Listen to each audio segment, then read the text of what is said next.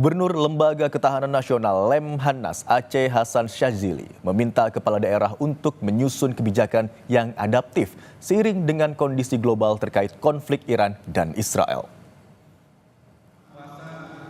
Kata Aceh, konflik terkini antara Iran dan Israel berdampak langsung pada stabilitas pasar internasional dan ketahanan nasional. Dalam arahannya saat pembekalan kepala daerah di kampus IPDN Jatinangor, Kabupaten Sumedang, Aceh mengingatkan kepala daerah harus meningkatkan kewaspadaan terhadap dampak situasi geopolitik global yang terus berkembang dinamis, termasuk dalam hal efisiensi anggaran dan penguatan sektor ekonomi domestik. Pasti ini akan mempengaruhi juga terhadap situasi harga minyak dunia.